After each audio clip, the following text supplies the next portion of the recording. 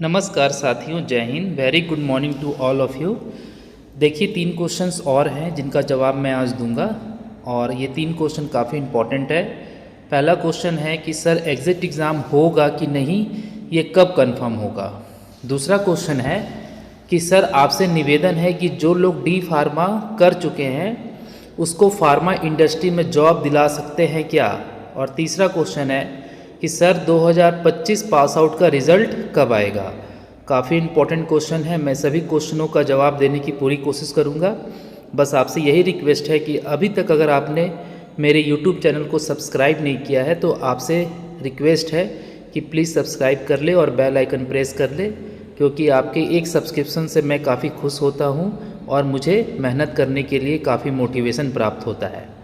तो चलिए बात करते हैं पहले क्वेश्चन की कि सर एग्ज़िट एग्ज़ाम होगा कि नहीं और ये कब कंफर्म होगा। तो एग्ज़िट एग्ज़ाम होगा कि नहीं इसके पहले मैंने 2-3 वीडियो बनाए हैं और कब कंफर्म होगा इसका जवाब मैं दे दूंगा अभी कि ये एग्ज़िट एग्ज़ाम होगा कि नहीं, ये कब कंफर्म होगा।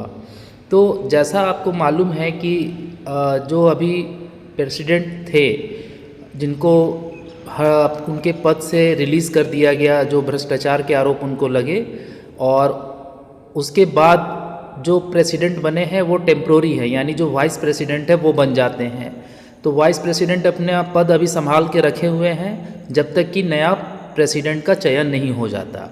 ठीक उसी प्रकार जब एग्ज़िट एग्ज़ाम लाया गया था 2020 में, इसका पहला जो नोटिस आया था, तो उस समय जो है उसके पहले जो प्रेसिडेंट थे वो बी सुरेश जी थे, और बी सुरेश जी स्वास्थ्य कारणों से उनको इस्तीफ़ा देना पड़ा था और उसके बाद हमारे जो डॉक्टर मंटू एम पटेल जी हैं वो प्रेसिडेंट बने थे। और जब कोई परमानेंट प्रेसिडेंट बनता है तभी किसी तरह का निर्णय हो पाता है।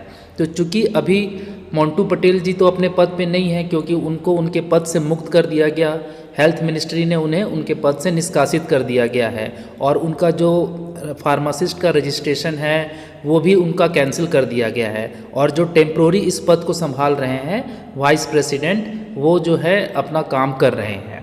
तो जब तक नया प्रेसिडेंट नहीं मिल पाता है तब तक जो है ये कंफर्म नोटिस नहीं आ पाएगा कि एग्ज़िट एग्ज़ाम होगा कि नहीं।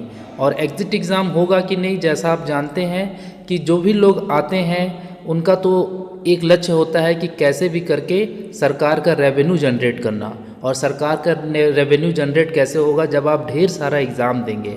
और जब आप ढेर सारा एग्ज़ाम कैसे देंगे, चूँकि एग्ज़िट एग्ज़ाम में ये रूल है कि साल में 2 बार परीक्षा ली जानी है, और साल में 2 बार परीक्षा ली जानी है तो 2 बार रेवेन्यू जनरेट होगा। तो इसका मतलब जिनको रेवेन्यू जनरेट करवाना है और जिनको इनसे फ़ायदा है वो तो चाहते हैं कि एग्ज़िट एग्ज़ाम हो जाए, लेकिन जिनको इससे प्रॉब्लम्स है, जैसे स्टूडेंट को प्रॉब्लम है, क्योंकि स्टूडेंट का पैसा लगेगा, स्टूडेंट का समय लगेगा, स्टूडेंट की मेहनत लगेगी, तो स्टूडेंट नहीं चाहते हैं कि एग्ज़िट एग्ज़ाम हो, क्योंकि वे ऑलरेडी बहुत सारा पैसा और बहुत सारा समय अपने डिप्लोमा कोर्स को कंप्लीट करने में दे चुके हैं। तो यहाँ पर अगर आप सिर्फ यही पूछते रह जाएंगे कि कब होगा, कैसे होगा, कब तक कंफर्म होगा, तो मुझे लगता है कि ज़रूर हो जाएगा एग्ज़िट एग्ज़ाम। आपको मुझे ये मैसेज करना चाहिए कि सर मैंने हेल्थ मिनिस्ट्री को लेटर लिखा है और मैंने हेल्थ मिनिस्ट्री को ईमेल किया है एग्ज़िट एग्ज़ाम नहीं करवाने को लेकर के, तब मुझे लगता है कि हाँ आप सही जगह पर अपनी समस्या को रख रहे हैं।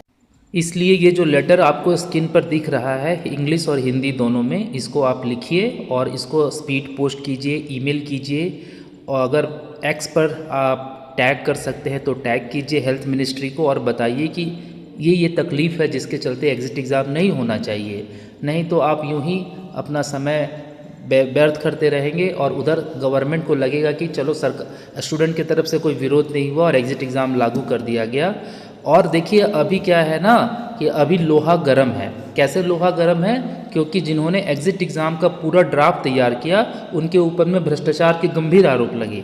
तो अगर अभी आप हथौड़ा चलाओगे, हथौड़ा इन द सेंस अपना लेटर भेजोगे, तो वो सटीक प्रहार होगा और मेरा पूरा विश्वास है कि एग्ज़िट एग्ज़ाम कैंसिल हो जाएगा। दूसरे क्वेश्चन पे बात करते हैं कि जॉब दिलवाने को लेकर के, कि जो लोग फार्मा कर चुके हैं उनको फार्मा इंडस्ट्री में जॉब दिलवा दें। देखो प्यारे बच्चों, मैंने इसकी कोशिश की थी, लेकिन जब मैं इंटरव्यू के लिए रिज्यूम भेजता हूँ बच्चों का, और जब उनको बुलावा आता है ना तो बच्चों के पास बेसिक्स जो क्वेश्चंस होते हैं उसके आंसर नहीं दे पाते। जैसे कि टैबलेट कैसे बनता है, कैप्सूल कैसे बनती है, टैबलेट बनाने में कौन कौन सी मशीन का इस्तेमाल किया जाता है, उस मशीन को ऑपरेट करने का जो एसओपी है वो क्या है, डिसइंटीग्रेशन टेस्ट क्या होता है, लिमिट टेस्ट क्या होता है, वैल्यूमेट्रिक एनालिसिस क्या होती है, ये सब जो बेसिक बेसिक क्वेश्चन होते हैं ना, इसका जवाब डिप्लोमा इन फार्मेसी की जो स्टूडेंट है, मोस्ट ऑफ द स्टूडेंट वो नहीं दे पाते हैं, क्योंकि उनके अंदर नॉलेज की कमी होती है, और इससे वो तो बेइज्जती होते ही हैं, मुझे भी बेइज्जती फील करवाते हैं। तो आप अपना रेज्यूम जिसको जिसको जॉब चाहिए भेज दीजिए, मैं हर कंपनी के एचआर को मेल कर दूंगा, लेकिन जब भी वहाँ जाएं तो खूब प्रिपरेशन करके जाएं। ये सारे क्वेश्चन जो बेसिक हर सब्जेक्ट के क्वेश्चन हैं उसे प्रिपेयर करके जाएं, आपका जॉब लगेगा। तीसरे क्वेश्चन की बात करें कि सर 2025 पास आउट का रिज़ल्ट कब आएगा। बहुत ही अच्छा क्वेश्चन है कि देखिए रिज़ल्ट का जो नियम है ना कि जिस समय आपका एग्ज़ाम ख़त्म हुआ उसके 2 महीने के अंदर आपका रिज़ल्ट आ जाना चाहिए। अगर 2 महीने के अंदर आपका रिज़ल्ट नहीं आता है तो भारत का संविधान आपको कहता है कि आप अपने लेटर के माध्यम से एग्जामिनेशन कमेटी से पूछ सकते हैं। तो आपको जो ये लेटर दिख रहा है ना स्क्रीन पर, इंग्लिश और हिंदी दोनों में, इसको आप लिखिए और उसको या तो स्पीड पोस्ट कीजिए या तो ईमेल कीजिए। देखिएगा जैसे ही आप ये लेटर लिखेंगे 10 से 15 दिनों के अंदर आपको जवाब मिलेगा कि रिज़ल्ट कब आएगा, और हो सकता है रिज़ल्ट तब तक आ जाए।